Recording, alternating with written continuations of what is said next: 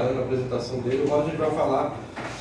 O Roger trabalhou, eu vou falar por ele, depois ele vai falar que eu estou falando que ele é velho, mas ele trabalhou mais de 20 anos aí na área de RH. Não acredito em nada que ele é.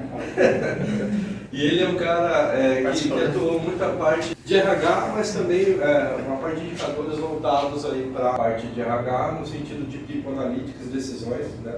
Atua em empresas como o SBT, está com a gente já há um tempo aí. E aí, tá já a apresentação. Roger, você quer ir já ou pede pro pessoal dar um tempinho, tomar uma água, comer alguma coisa e volta em 5 minutos? Você que manda, Eliezer, estou à disposição de vocês, inclusive. Você tá com frio? Você tá com frio, né? Eu tô morrendo de frio, mas não tem problema, coloca a blusa aí que o pessoal gosta de... Você só queria... O Eliezer ele tem um problema sério com o ar-condicionado. A gente entra no escritório, ele liga todos os raios possíveis e imagináveis. Eu não mexi no ar daqui, tá vendo? Não, eu cheguei, tava gelado. Pelo amor de Deus. Então, Mas pode deixar ligado, é que eu tô sempre com frio, viu, gente? Não, mas legal. Vocês querem tomar uma água, comer alguma coisa? Acho. Mas qualquer coisa a gente levanta lá e pega. Maravilha. O Roger vai falar então da parte de implementar isso como indicador no VI, por exemplo. Vai trazer essa visão mais a parte de tecnologia voltada para indicadores. Então, complementa e até talvez ferramenta de avaliação e gestão. Fica à vontade aí, meu amigo. Então, gente, primeiro lugar, boa noite, obrigado pela oportunidade. É sempre muito difícil vir depois de uma palestra tão boa, né? Eu não tenho a habilidade de comunicação que a Isa colocou aqui, ou até as fotocas do Eliezer, mas eu vou tentar explanar aqui um pouquinho do meu conteúdo, tá? Então, meu nome é Rogério Lima, eu atuo na área de recursos humanos há mais de 20 anos e nos últimos 5 anos eu venho me especializando nessa parte de People Analytics, tá? Eu já passei por empresas como Skin Carol, SBT, Klabin, tá? Brasil Breve. E recentemente eu estou atuando como especialista na área de People Analytics, tá? E então, assim, eu busquei aí... Eu sou formado em administração de empresas, fiz pós-graduação em ciência de dados, fiz aí alguns cursos de extensão em matemática, estatística, fiz um mestrado também de análise multicritério na Unicamp de Limeira. Então, assim, ao longo desses últimos anos eu vim buscando principalmente essa parte de desenvolvimento em base analítica, tá? Eu escutei muito de que todo mundo falou aqui, eu acho muito bacana tudo que foi discutido, falaram aqui principalmente da parte comportamental, falaram aí da questão, falaram mal da geração do rapaz aqui, complicado, mas assim, ó, e daí uma das coisas que eu sempre tento, falou também de processo de avaliação, medir a cultura, avaliar a cultura, tudo isso é muito bacana, e tudo isso a gente tem dentro do RH, né? E quando a gente fala que a gente tem tudo isso dentro do RH, o primeiro questionamento que eu faço é quem falou que a geração do rapaz aqui é sossegada, é complicado, né? Então é por isso que eu digo para vocês que um dos pontos que a gente busca dentro de People Analytics é isso, é dar quantidade a isso, né? Quantificar, monitorar, fazer processo de coleta de informação, tá? Então quando a gente coloca no People Analytics, a gente tem várias definições, quando a gente busca na literatura, People Analytics é algo que hoje que está na moda, né? A palavra é muito chique, é muito bonita, tá? Mas eu digo que essa parte de People Analytics é algo que a gente já faz lá desde os primórdios, aí a gente vai entender o porquê. Mas eu vou falar um conceito geral bem rapidinho, só para a gente acelerar e ganhar tempo também, tá?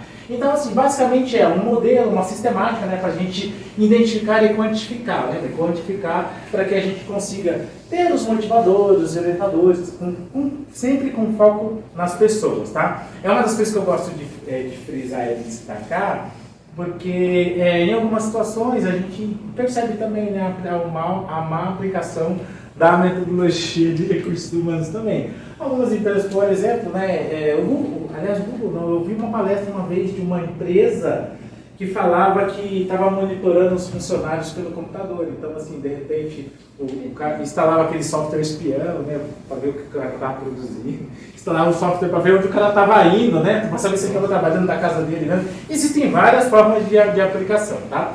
Essa é uma que eu não curto muito. A minha abordagem é mais com foco nas nossas pessoas, de ajudar e de buscar entender como é que a gente contribui para o desenvolvimento, para a liderança, como é que a gente extrai o melhor das pessoas e ajuda as pessoas, tá? De forma geral, é isso.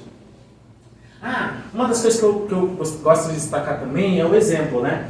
O termo People Analytics ele ficou forte com o Google, né? A partir do projeto que eles fizeram lá, que é o projeto Oxigênio, né? Eles estruturaram lá uma área de People Operations, onde eles tinham informações dos engenheiros de software dentro do Google, né? E eles começaram com aplicações de Talent Acquisition, né? Que é a parte de recrutamento e seleção, tá? Mas daí esse contexto que eu trouxe para vocês também, a gente vai entender um pouquinho mais, que se vocês analisarem, desde a época do Elton Maio, por exemplo, aquela pesquisa lá de Hawthorne, eu sou formado em administração. Então, quando a gente fala das metodologias de administração de empresas, pesquisa de Hawthorne, onde eles diminuíam a luz, colocava lá supervisão em determinados grupos de trabalhadores, para mim, na minha visão, já eram aplicações de People Analytics, só não tinham esse nome bonitinho que tem hoje. E claro, a gente ganhou bastante eficiência também com a capacidade de processamento de máquina. Mainframes, banco de dados relacionais e assim sucessivamente, tá? Bom, eu costumo dizer que para aplicar People Analytics a gente precisa ter método, e método é seguir as regras, né?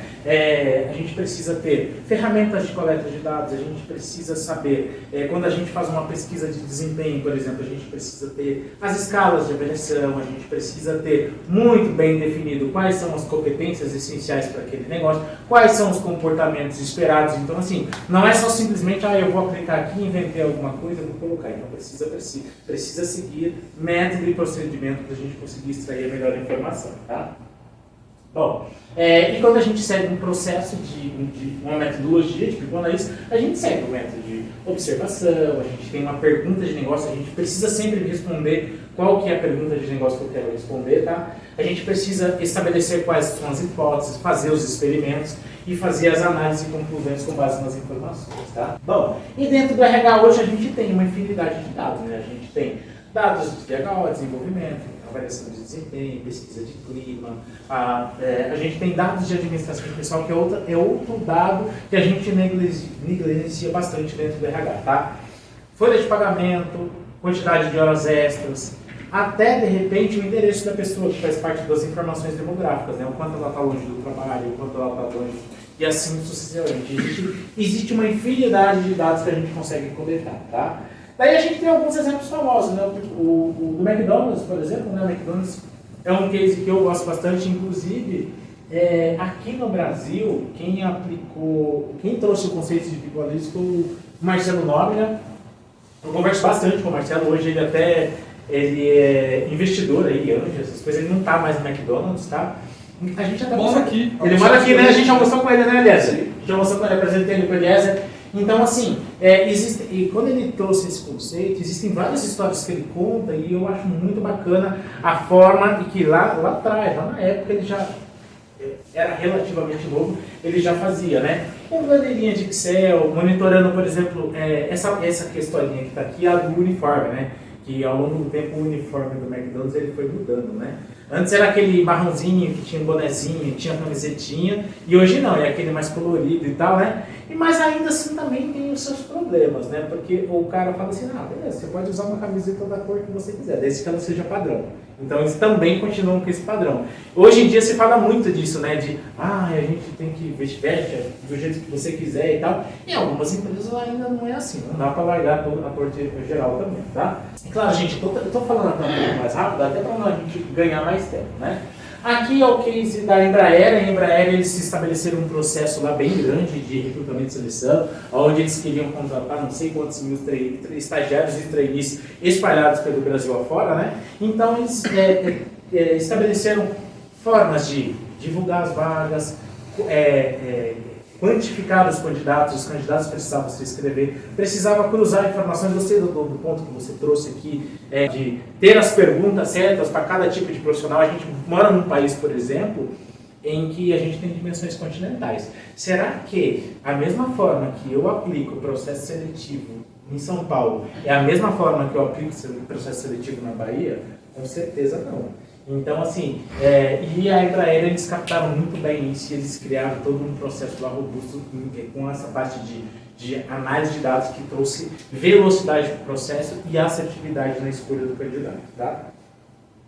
Bom, e daí, esse daqui é só um exemplo, mas é do filme Moneyball, né? Depois vocês dão uma olhada lá, não sei se vocês já viram o livro, assistiram o filme. Não conhecem? Então eu vou colocar bem rapidinho aqui, que eu deixei no jeito para quem não conhece. Porque normalmente todo mundo conhece, daí... Você já queria pôr mesmo. Peraí, deixa eu colocar aqui. There are rich teams and there are poor teams. Then there's 50 feet of crap, and then there's us. Welcome to Oakland. My job's to take this team to the championship. I need more money. We're not New York. We're not going to compete with a $120 million payroll. We've got to think different. Your goal shouldn't be to buy players. Your goal should be to buy wins. Who are you? Here are these 25 players that have been overlooked by every other team for one reason or another. Like an island of misfit tourists. In here is a championship team, one that we can afford. Who's good? The kid. He's the new assistant GM. We're going to shake things up. Tell him. Come over to the street. We're not going to get It's the new direction of the Oakland A's. We are card counters at the blackjack table. We're going to turn the odds in the casino. You don't put a team together with a computer, Billy. Adapt, die. Billy Bean has come in and tried to reinvent a system. Now it's just not working out. They call it Moneyball. I think that he bought a ticket on the Titanic. Hey, Daddy, do you think you'll lose your job? What? Like go on the internet sometime? Well, don't go on the internet. Watch TV, talk to people. Do you believe in this thing or not? 100%. Listen up. You may not look like a winning team, but you are one. So, play like one tonight. We're doing something really unexpected and special, and the whole city is feeling it. If we win with this team, we change the game for good.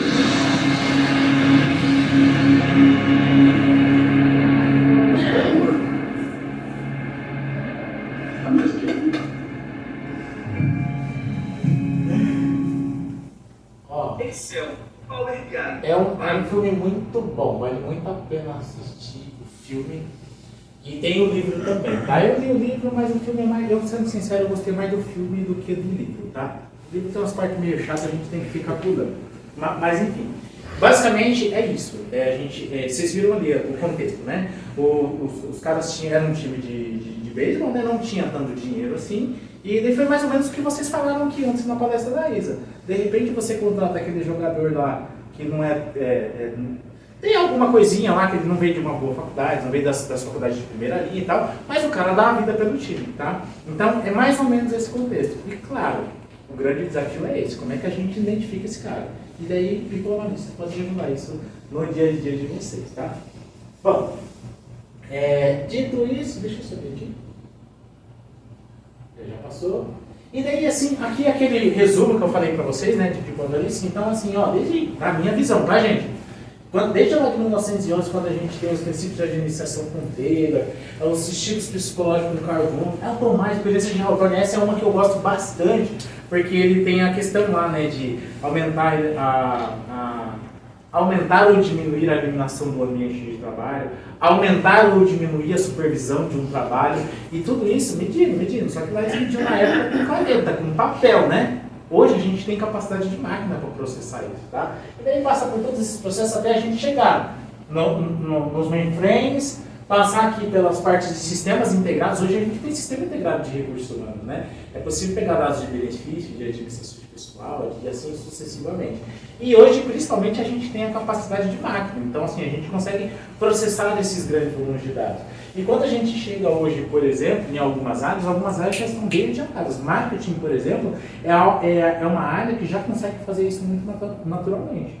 Pesquisa de mercado, avaliando o perfil de consumidor.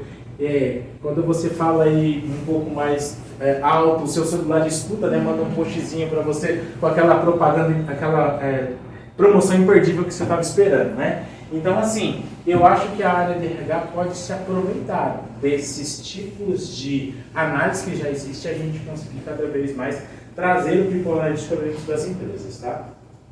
Bom, daí aqui eu trago justamente isso, né?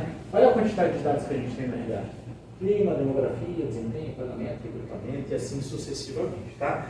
E a gente pegar, o grande desafio está aqui, como é que a gente transforma tudo isso em informação pro negócio e para as pessoas dentro da organização, tá?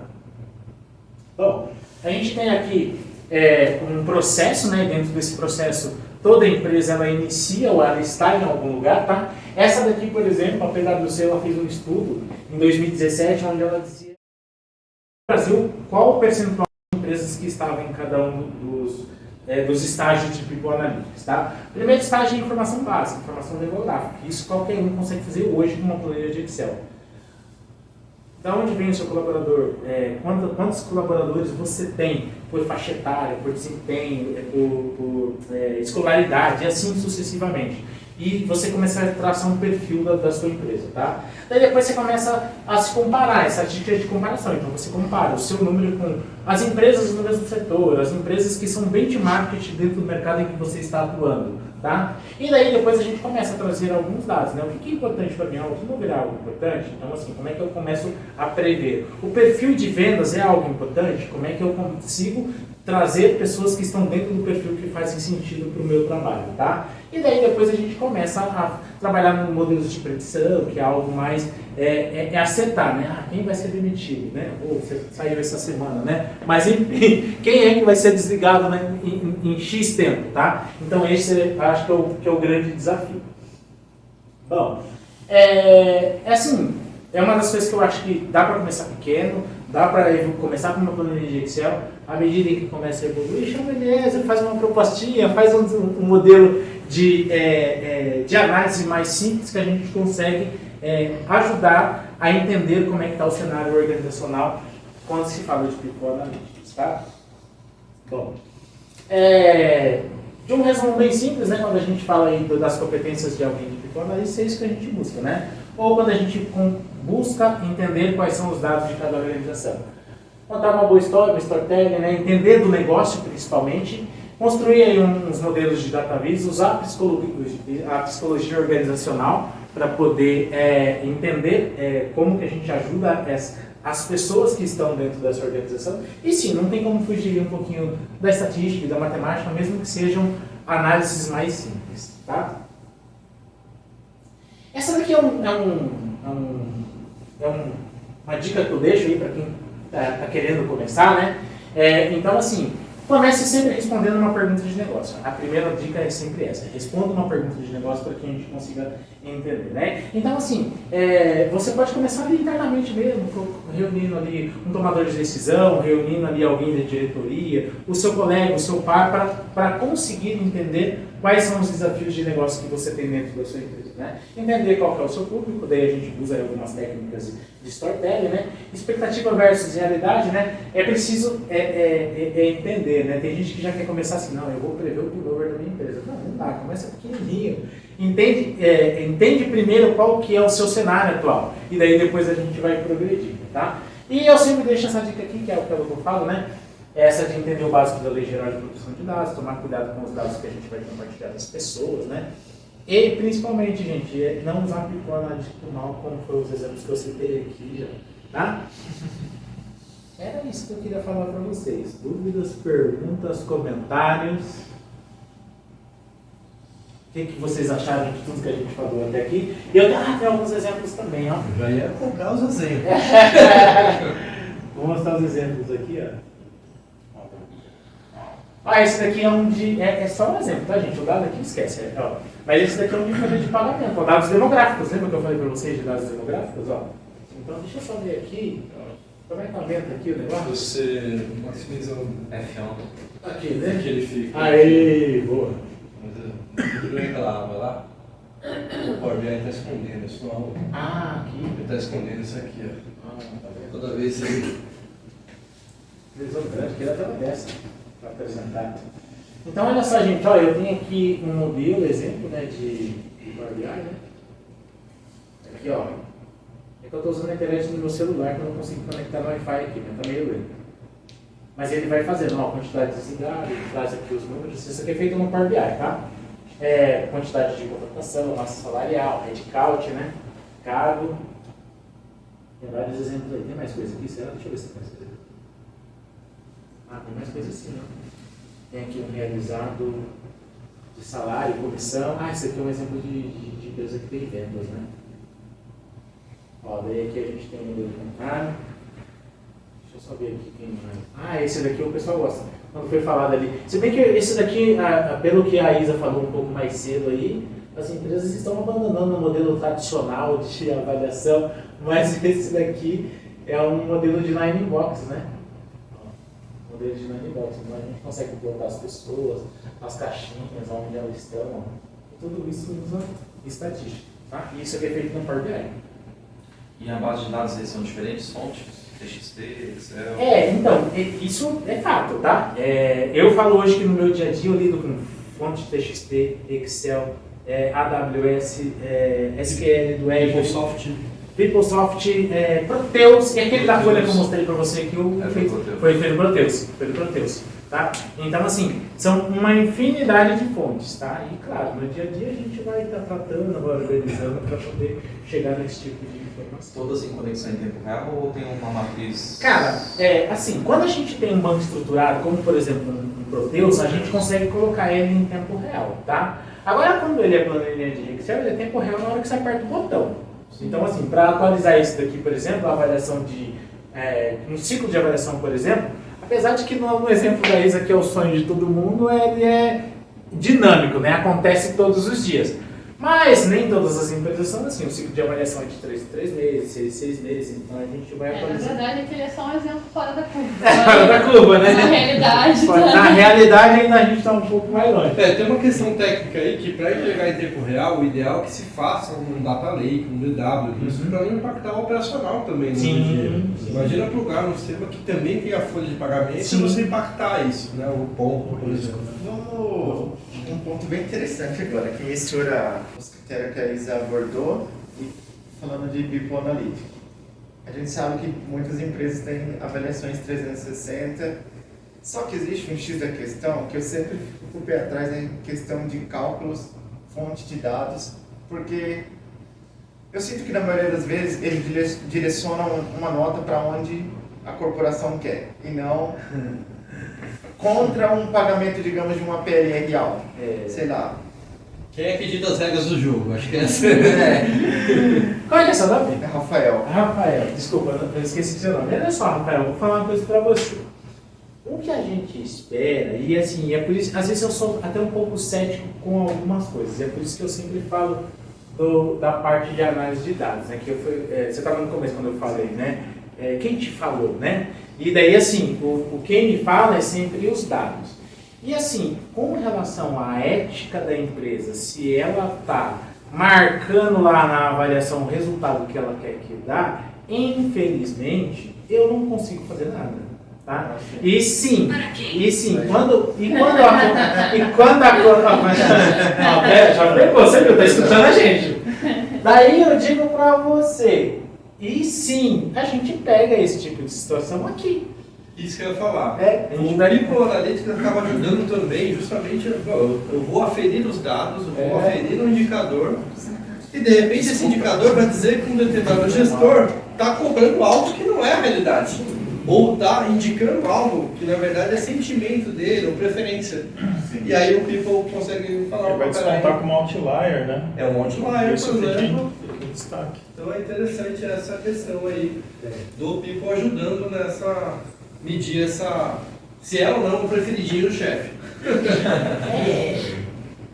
que olhar um Ronaldo, ponto, né? não basta olhar um ponto só. Exato. É Ronaldo? Na Não, verdade, não é o Rogério. É o Rogério, desculpa, é tudo com R. Ô Ronaldo. Rogério. Agora ele fez sacanagem. Fez sacanagem. Vocês falaram muito de Microsoft aí com a parte de Power BI, né? E tem outras duas ferramentas que eu conheci, mas não manipulei tanto. Qual o nome? O ClickView e o Tableau. Para vocês, essas ferramentas estão em equivalência com relação à transformação de dados ou a preferência por Microsoft está posta lá? Quer falar, Elias? Deixa o Elias falar. Depois eu falo. Tem a opinião. O Power BI ele é fácil, ele foi feito para self-service BI. Então, a gente fez projeto, por exemplo, de migração de Tableau para Power BI por dois motivos. A empresa queria reduzir custos de licenciamento, Que Tableau é caro. E segundo, que o Power BI se integra num self-service, ou seja, o próprio usuário gerando indicadores. Eu costumo dizer, o Rogério sabe disso, são ferramentas de data vis. Então, aí nesse nível, nessa ponta, não é exatamente aí que está o segredo do indicador, não tá, onde está o analítico ou até a ciência de dados. Né? No antes, na carga disso, no processamento dessa informação. Né? Eu digo isso para os clientes, a gente é uma ferramenta, uma empresa que traz ferramenta de construção de processamento de dados, e não exatamente de visão, né? Porque aí é uma ferramenta que eu imagino, o Power BI veio disso, inclusive, ferramenta poderosa, que nunca vai deixar de ser usada, todo mundo sabe qual é o Excel. Então, eu posso ter... Depois que lançou o Power Query, ficou mais poderoso. Exato. Aliás, o Power BI usa o Power Query e veio dessa. Foi aí que foi a evolução para o Power BI. Sua visão agora, Roger. Não, assim, até deixa eu olhar esse para ele, porque ele aqui é um cara técnico, vamos dizer assim, quando fala das ferramentas de data, tá? E daí eu vou falar de um cara que veio da área de negócio, que entrou nesse mundo à medida em que foi sendo necessário, tá? Cara, o Power BI ele tem uma curva de aprendizado muito rápida, tem a questão do custo, que o custo ele é muito menor, e assim, a gente, claro, se precisar fazer em ClickView, se precisar fazer em Tableau, se precisar fazer em Docker, a gente faz, mas assim, o ganho que você vai ter de conexão, por exemplo, o Windows hoje mesmo, Microsoft, certo? Sim. 99,% das máquinas hoje nas organizações é o Windows. A arquitetura, toda a parte de arquitetura, do Azure, de fazer a parte do ETL, de ganhar em velocidade, é tudo PC. Então, assim, na minha visão, hoje, principalmente com relação à entrada de mercado... o Gartner, você não falou do Gartner. Exato. O quadrante do Gartner. O quadrante do Gartner, se você olhar a Microsoft em 2017, ela estava lá embaixo, era a última aqui. E daí estava na frente. É o típico do Spotify, estava o ClickView, estava o Tableau. Hoje inverteu, a Microsoft está quase lá no cimão, no último, e as outras ferramentas estão perdendo espaço. Por custo e uma outra complexidade. Integração, facilidade. Então assim, cara, na boa, eu não tenho... depois você corta essa parte da gravação em 10. As outras ferramentas não funcionam. Tá? Vai de Microsoft que dá bem. Eu estava conversando com o Rafael sobre isso. Não, mas por curiosidade, a gente é parte da Microsoft também, mas é mais porque no mercado você tem assim, uma ascensão de algumas marcas, principalmente quando vem de fora. Então você pega as grandes empresas, lá fora o cara tem um contrato com a Tableau, com a daí não tem como, eu concordo. E daí é uma das coisas que eu digo também, ferramenta boa é aquela que a empresa tem. Tá? Eu vou dar um exemplo rapidinho aqui, ó. Quando você olha, por exemplo, para dentro da cozinha, time de tecnologia dando suporte, tá? A gente já teve experiência aí em outras empresas, de trabalhar com as 3 ferramentas. A Microsoft, ela vem evoluindo no sentido de não só você ter a ferramenta DataVis, mas ela te dá um conjunto todo de ferramentas para que você trabalhe e estruture o dado da melhor forma. Que aí na hora que você consultar, tem que ser leve e rápido. Tableau, ClickView, eles vendem muito assim. Conecte aonde estiver, do jeito que estiver. Mas na prática... E depois você derruba um sistema transacional, você derruba o seu warehouse. Entendeu? Então não é que as outras são ruins, tá? Mas na prática o que a gente vê, assim, a Microsoft ela te dá todo um pipeline para você trabalhar esse dado, deixar esse dado melhor para ele ser consumido aqui na ponta. Tá? Essa é uma visão de meio que do tipo tecnologia, quem tem que dar suporte, quem tem que dar performance, então a gente acaba observando muito isso. Acho que é isso que o Rogério contou também, a usabilidade, porque eu já vi empresas que não tinham um básico de conhecimento e ela na Udemy fazia um curso e já criava isso. o cara não a sabia, curva de aprendizado não sabia nem o SQL, ele pedia pro desenvolvedor, quero essa essa aqui, me dá isso aí. O cara lá fazia aquilo. É muito rápido, muito rápido. Eu aprendi, cara. Você também é que os botões e os menus são muito parecidos com o que já tem no Office, né? Então o cara já tem metade do caminho evoluído. Curso ali na micro. E aí, brincadeira à parte, não é que a gente é Microsoft Lovers, não. É assim. É isso. Muito fácil. Por exemplo, o Tableau ele existe antes do Power BI, né? Existe. Mas assim, tem coisas que o Tableau ele faz assim, coisas mais complexas que o Tableau faz que o Power BI não faz? Porque o Power BI é mais didático, assim, é uma coisa mais pro dia a dia. Uma visão técnica sobre isso. Deixa eu falar o técnico, depois eu falo o Porque negócio. Porque tem uma questão aí que o Tableau ele é robusto. Um Sim. ponto o Silvio comentou que conecte onde tiver, quer dizer, você tem uma robustez de ferramenta. O que acontece? Para isso, você tem uma ferramenta muito mais parruda, custa mais caro, usa mais storage, usa mais processamento. Até mão de obra é mais caro também. É mais difícil de usar também. Agora, a gente fez para a BV o projeto de migração de vários Power BIs, em que um deles precisou de uma escala de consumo, de um licenciamento, de um capacity do Power BI, que é uma forma de licenciamento, storage, que foi mais cara. Sim, sim. Mas, cara, já precisava disso no Tableau, só que já estava... Tableau só roda é o jogo lá em 4K, só roda em máquina boa. O Power BI, você consegue, você põe como Excel, você põe onde você quiser, traz um BI rapidinho, gera indicadores e pronto. Né? E ao custo, tem licença R$ 59,00 no Power BI. Sim. Né? Isso é uma entrega. Se você tem a E5, já tem a de graça. Se você tiver. Não, tem. Se você for, por exemplo, hoje tem o Fabric, por exemplo, que acaba custando mais caro, mas você faz muita coisa que antes você precisava de uma suíte de desenvolvimento muito maior. Sim. Né? Eu digo porque assim, eu sempre trabalhei com Power BI, mas eu já ouvi bastante do Tableau. Então. Mas, não sei, assim, o que eu sinto, o Power BI parece uma ferramenta, ele é muito completo, mas eu sinto que o Tableau, ele parece tipo a versão Pro, assim. Eu não sei, porque eu nunca trabalhei com Tableau, é a impressão que eu tenho. É que o Power BI, a Microsoft entendeu, é uma ferramenta de database. Para fazer processamento, para fazer outra coisa, eu vou para outro lugar. E agora a Microsoft trouxe isso para dentro do Power BI também, que é o Fabric. Mas antes eu usava notebooks dentro de um Bricks, dentro do Data Factory, no Azure trazia. Ou seja, é complexo, eu tenho que fazer em outro lugar, não é mesmo aí. Aqui tem que ser rápido e leve, como o Silvio falou. Sim. Então essa é a entrega, entendeu? No Tableau você consegue fazer, né? Direto no visto. Mas será que é o lugar para fazer isso? Será que não tem que ter um lake? Será que não tem outro lugar? É justamente.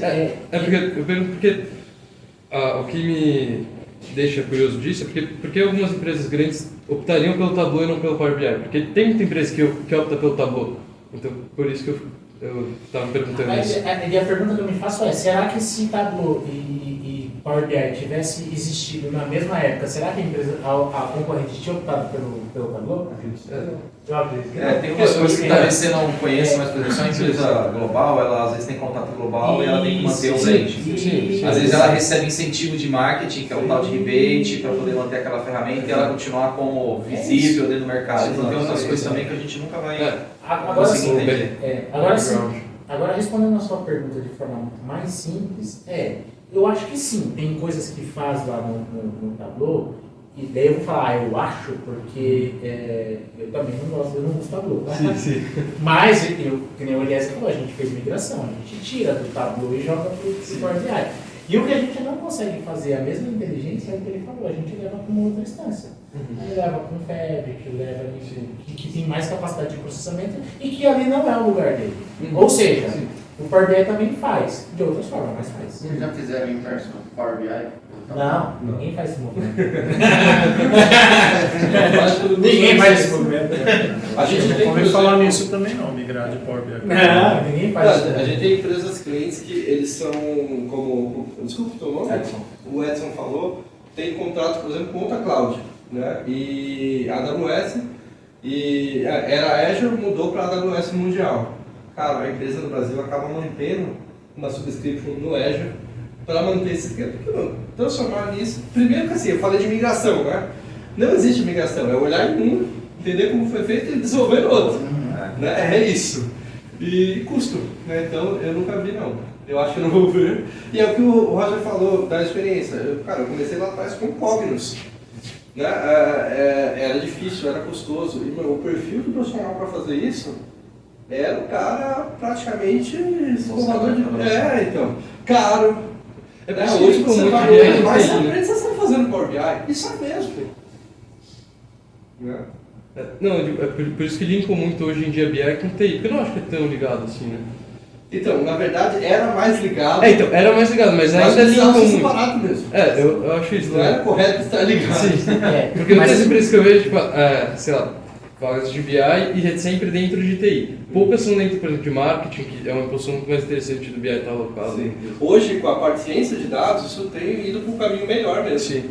Cara, você tem ciência de dados, cada área, é outra história. Né? Engenheiro de dados, tem perfis. Agora sim, Marcelo, uma das coisas que a gente precisa também deixar claro e separar muito bem que nem o Eliezer falou. Uma coisa é essa parte, a parte hard, que é a parte do Eliezer, a parte de engenharia de dados, a parte de gestão, a parte do ETL. Isso ainda fica na mão de TI, tá? Só que assim, hoje, o que o negócio demanda é isso aqui, é a análise. E daí, assim, a análise é o cara da área de negócio que tem que fazer. Eu sou da opinião, o Eliezer sabe muito bem, eu sou muito crítico, quando o cara de TI vem falar pra mim como é que calcula isso aqui. Eu falo, não, desculpa, você não manja nada, cara. E você viu que interessante? Quem manja disso aqui sou eu. O Roger você coloca fora de TI, pra você também. Eu não sou de TI. Entendeu? Eu não sou de TI. Isso é interessante. É esse o caminho. Entendeu? Então, gente, é isso. Eliezer, comentários? Acho que é isso. Legal, gostei da discussão das duas apresentações. Obrigado, Eliezer. Obrigado, Roger. Bacana demais. Eles não deixam nada pra eu falar, mas beleza. Desculpa. É de São Paulo essa jaqueta aí? Não é. Não? Eu sou São Paulino, tá, pessoal? Só pra falar. Vai perder ontem. Isso não muda de assunto. Obrigado. Tá? Obrigado mesmo. Tem outros exemplos também. A gente quis falar de people, mas a gente faz aí, como eu costumo dizer, né? O meu know-how ele é tecnologia. Né? Então, eu desenvolvo o BI para, a gente falou hoje com indústria, falamos com empresas de comércio, transporte, enfim, quer dizer, esse é o nosso know-how, né? Tecnologia, e a gente precisa, como o Roger falou, de pessoas que saibam determinada área. O Roger aí, na parte de people, de analytics, ele é fera, nos ajuda muito em vários projetos, né, Roger? E precisando, marca, a gente fica nesse prédio aqui no quarto andar, marca uma reunião com a gente conversa. O legal é que você é parceiro. A gente fez recentemente uma migração de Tenet, que deu ruim. Meu Deus, Tenet da Europa para o Brasil. Aquela parte de propagação deu ruim, porque a gente imaginava o cenário de 4, 5 horas no Brasil e deu 2 dias em nada. A gente tem uma assim, a gente preferiu deixar nos Estados Unidos mesmo. Mas aí LGPD. O nosso cliente está. Enfim, então, e é uma questão que ele procurou para ele. Então, não, mas esse cliente tem sede lá, então ele fez o contrato lá e manteve lá. E aí os funcionários aqui usam. A gente pega muito hoje lá, para você ter uma ideia, muita empresa que contrata direto no site da Microsoft e dá um trabalho danado convencer o cara de fazer a contratação pelo distribuidor do Brasil, porque ele está irregular. E ele não sabe disso. Ele não está compliance com a Microsoft, não está compliance com o país, não está compliance. O que seria esse Tenet? A região que você comprou seu código? Não, o Tenet é a sua conta Microsoft, que é um registro único que você tem lá dentro, e quando você faz lá fora, você está seguindo as regras do país que você está lá fora. Então, se você contratou em dólar, mas você está no Brasil, você está completamente irregular na visão da lei geral do país. Então, se você tiver lá, sei lá, 3 mil licenças e fosse atuado, é proporcional ao tamanho de licença que você tem na multa, porque você está irregular. A gente está falando Microsoft. É absurdo, mas você está dentro da Microsoft, mas está irregular. Não, mas falando do Microsoft, mas não só Microsoft. Nacional, é tudo. Tenet, enfim, tem o serviço. E quando você vai para a cloud, existe LGPD, então, location, onde você está. Cara, é uma série de implicações, então isso é importante entender mesmo. Explica muito? Sim. Muita coisa. Porque às vezes você tem uma empresa brasileira e eu tenho que usar a cloud contratada com subscrição aqui no Brasil. Pela legislação, pelo parceiro, pelo fabricante, uma série de coisas. A não ser que a empresa não tenha suporte no Brasil. Teoricamente, a Microsoft que devia dar esse suporte, né? Eles deviam fazer, por exemplo, a SketchUp, se você... Nossa, você falou nunca, eu vou comentar já. A SketchUp, se você bota lá no site deles, sketchup.com, cai nos Estados Unidos, cai em dólar. Você bota comprar, você não consegue comprar em dólar. Eles te levam para o fornecedor do Brasil. Então, é que no caso da Microsoft, não é só licença, storage também, Então existem empresas que fazem, você pode comprar um storage, por exemplo, daqui do Brasil, sendo brasileiro, num outro lugar. Você precisa ter uma empresa daqui fazendo isso, e aí você vai ter que entender isso também. Então, é além do licenciamento de uso, e aí está falando de ambiente corporativo, é uma história, né? Então, esse suporte, é o que ele falou. Eu posso no site da Microsoft comprar com cartão de crédito, inclusive licença de Power BI, por exemplo, né? mas eu não vou ter um relacionamento, um suporte que você vai ter. Então, à medida que você escala o seu negócio, você precisa de suporte, e precisa mesmo. Precisa Né? muito. Esse dessa migração a gente colocou os indianos, o Silvio brinca que foi aquela operação que é negociação dos americanos com os russos, né? Agentes americanos lá, e os indianos trocavam de turno e a gente estava lá na Copa. A estratégia russa de negociação com os americanos é assim, os americanos vão até lá em um grupo, sei lá, de 5 pessoas e entram 5 russos. Depois de algumas horas, 3 russos saem, outros 3 russos entram, eles estão sempre sendo. Depois de 2 dias, os americanos vão concordar com qualquer coisa que os russos colocarem, entendeu? Essa estratégia, os indianos ficavam se revezando e a gente 48 horas indianos o quê? Microsoft, ou seja, pela parceria, Carol, a gente conseguiu colocar a Microsoft na Copa. Então tem muito disso, aí não é nem a gente é desenvolvimento, né? A gente participa desse cenário pelo ecossistema Microsoft, mas acho que é mais a praia do Eu fiquei curioso do exemplo que você falou que ia falar. O que acontece? Existe uma Associação Brasileira de Software no Brasil e ela cria mais ou menos essas regras e todos esses fabricantes estão dentro desse guarda-chuva. A gente atende uma empresa de arquitetura e lá a gente passou por todo o processo de ajudar eles, porque eles estavam errados com Microsoft, com CAD e com SketchUp. E aí qualquer não, mas eu comprei nos Estados Unidos porque era mais barato. Tá, mas você foi atuado no Brasil, você tem que fazer no Brasil, esquece. Não adianta você ter a licença lá e tá aqui. Como funciona esse processo? Existe essa organização, de tempos em tempo, ela pesquisa do mercado, do CNPJ, nome de empresa, olha lá, e ela dispara um e-mail para você, falando, olha, eu queria que você apresentasse para mim as suas licenças que você comprou. E aí é nessa hora que você tem que apresentar a nota fiscal, e ela tem que estar o CNPJ com a razão social. Ah, mas eu comprei pessoa física, já era, perdeu a licença, pode contratar uma outra e fazer com o seu CNPJ. Pessoa física também? Todas. CNPJ, CPF. Quando você mistura os dois para essa organização. Então você também empresa comprando no CPF. Aí, às vezes o dono compra no cartão da pessoa física e faz o cadastro da pessoa física. Esquece, tá errado. Você está completamente irregular. E aí quando vem, assim, você tem 30 dias para regularizar. Essa empresa ela tinha 17 arquitetos e assim, imagina, todo mundo com um sketch, AutoCAD, software de arquitetura e construção civil é muito caro. É absurdo. É os mais caros que tem, eu acho. Graças a Deus só uso um. Bom, obrigado pessoal, obrigado mesmo. Tomar um lanche,